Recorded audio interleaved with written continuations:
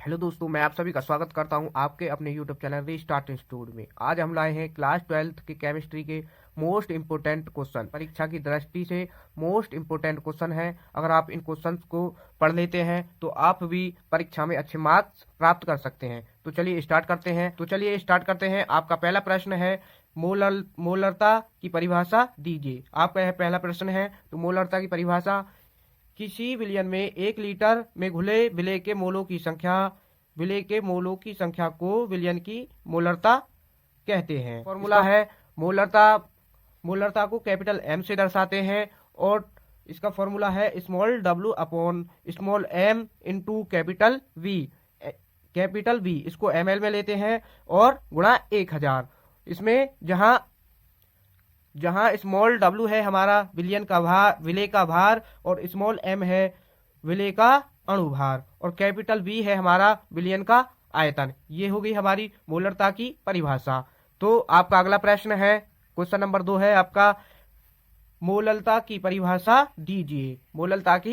दीजिए। तो इसका उत्तर है, 1 किलोग्राम विलायक में घुले विलेय के मोलों की संख्या को मोलरता कहते हैं। तो मोलरता को भी हम कैपिटल M से प्रदर्शित करते हैं। तो इसमें स्मॉल w है हमारा विलेय का भार और स्मॉल m है विलेय का अणुभार और कैपिटल W है हमारा विलायक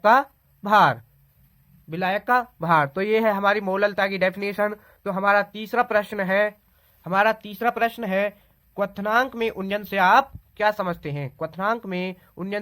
समझते हैं? किसी विलायक में कोई अवाष्पशील विद्युत अनअपघट्य मिलाने पर क्वथनांक में जो वृद्धि होती है उसे क्वथनांक में उन्नयन कहते हैं। इसे डेल्टा टीवी से प्रदर्शित करते हैं या दर्शाते हैं। तो इसका फॉर्मूला होता है डेल्टा टीवी बराबर 1000 गुणा केवी गुणा स्मॉल w अपॉन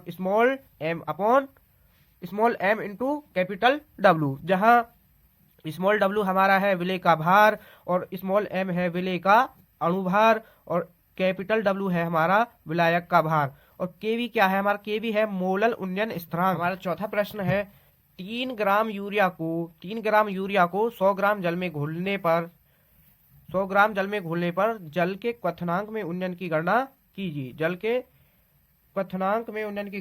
जल के लिए मोलल उन्नयन स्थिरांक ज्ञात कीजिए। मोलल उन्नयन स्थिरांक होता है हमारा Kb और मोलल उन्नयन स्थिरांक दिया गया है हमारा 0.52 केल्विन किलोग्राम प्रति मोल। न्यूमेरिकल सॉल्व करने के लिए हमको 3 स्टेप का प्रयोग करना होता है। सबसे पहला हमारा स्टेप होता है, हमको दिया क्या है, क्वेश्चन में हमको दिया क्या गया है। तो हमको सबसे पहले देखना है हमको दिया क्या है।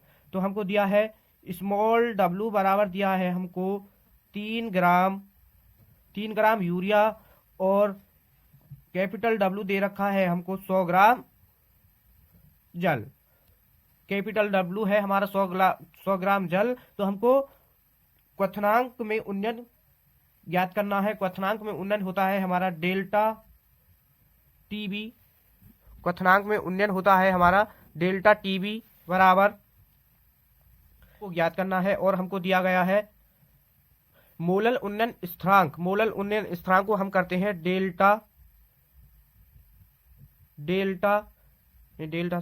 मोलल उन्नयन स्थिरांक को प्रदर्शित करते हैं हम केबी से। केबी दे रखा है हमको 0.52 केल्विन किलोग्राम प्रति मोल और हमको क्या ज्ञात करना है इसमें? क्वथनांक में उन्नयन का फॉर्मूला होता है, हमारा डेल्टा टीबी बराबर 1000 गुणे केबी गुणा small w upon small m upon capital W। तो यहाँ पर ये अब वैल्यू पुट करेंगे। 1000 केवी की वैल्यू है हमारी 0.52 और स्मॉल w की वैल्यू है हमारी 3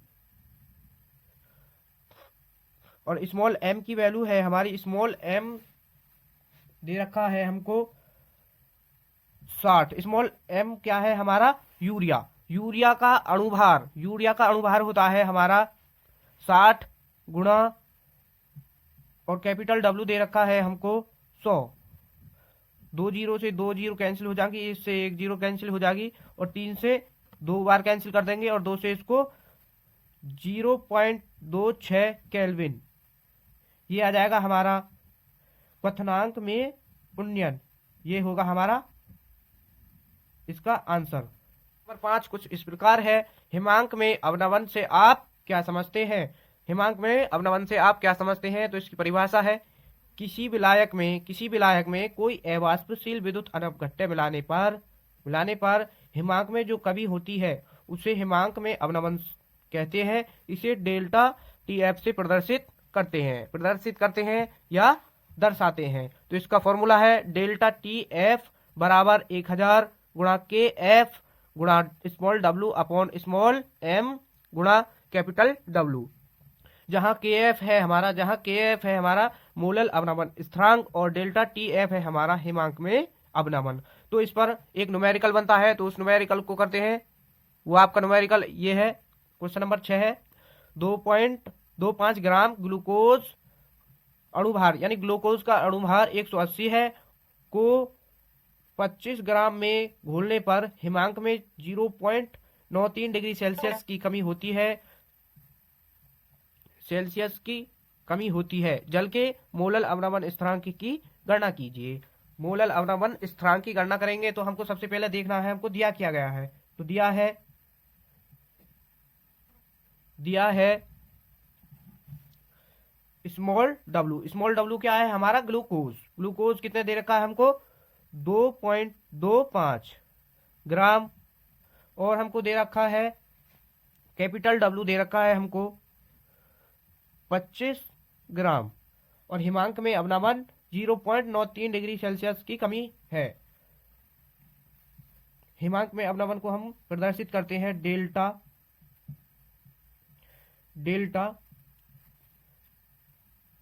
टीएफ बराबर 0.93 डिग्री सेल्सियस ये दे रखा है हमको। और क्या करना है हमको मोलल अवनमन स्थिरांक की गणना। मोलल अवनमन स्थिरांक का फॉर्मूला होता है हमारा डेल्टा टी एफ बराबर 1000 गुणा के एफ गुणा W, small W upon small M गुणा कैपिटल डब्ल्यू। यहाँ से हमको यहाँ से हम के एफ को ज्ञात करेंगे। के एफ को ही हम मोलल अवनमन स्थिरांक कहते हैं। के एफ को ज्ञात करेंगे तो के एफ को इधर ले आएंगे। के एफ बराबर हो जाएगा, डेल्टा टी भी यहाँ आ जाएगा, ये डेल्टा टी एफ गुणा स्मॉल एम गुणा कैपिटल डब्ल्यू अपॉन ये नीचे आ जाएगा 1000 गुणा स्मॉल डब्ल्यू। इसमें हमको वैल्यू पुट करेंगे। अब स्मॉल डेल्टा टी एफ की वैल्यू है हमारी 0.93 डिग्री सेल्सियस गुणा एम क्या है हमारा ग्लूकोज का अणुभार होता है हमारा 180, और हमारा कैपिटल डब्ल्यू है हमारा 25 ग्राम अपॉन 1000, और इसमें स्मॉल डब्ल्यू है हमारा 2.25 ग्राम। अब आपको इसका सॉल्यूशन करना है। सॉल्यूशन करने के बाद आपको इसका आंसर कमेंट बॉक्स में लिखना है। कमेंट बॉक्स में लिख देंगे। तो चलते हैं आपके अगले प्रश्न पर। आपका अगला प्रश्न है प्रश्न संख्या 7। राउल्ट के नियम को परिभाषित कीजिए तथा उसकी सीमाएं लिखिए। राउल्ट का नियम है, राउल्ट के नियम के अनुसार किसी विलायक में अवाष्पशील विलय मिलाने पर प्राप्त विलयन के वाष्पदाब आपेक्षित अवनमन उसमें उपस्थित विलय के मोल प्रभाज के बराबर होता है। फिर एक बार, राउल्ट के नियम के अनुसार किसी विलायक में अवाष्पशील विलय मिलाने पर प्राप्त विलयन के वाष्पदाब का आपेक्षित अवनमन उसमें उपस्थित विलय के मोल प्रभाज के बराबर होता है। तो इसका फॉर्मूला है हमारा P0 minus PS upon P0 बराबर small n upon small n plus n, जहां P0 है हमारा शुद्ध विलायक का वाष्पदाब और PS है हमारा विश्व विलयन का वाष्प दाब। तो इसकी सीमाएं लिखेंगे। सीमाएं होती हैं इसकी, राउल्ट के नियम की सीमाएं हैं, यह तनु विलयन पर लागू होता है, यह तनु विलयन पर लागू होता है। और दूसरी सीमा है यह अवाष्पशील पदार्थों के विलयन पर लागू होता है, अवाष्पशील पदार्थों के विलयन पर लागू होता है। और लास्ट है यह वैद्युत अपघट्य के विलयन पर लागू नहीं होता। यह इसकी सीमाएं हैं और ये इसका नियम है, राउल्ट का नियम। तो चलते हैं अगले प्रश्न पर।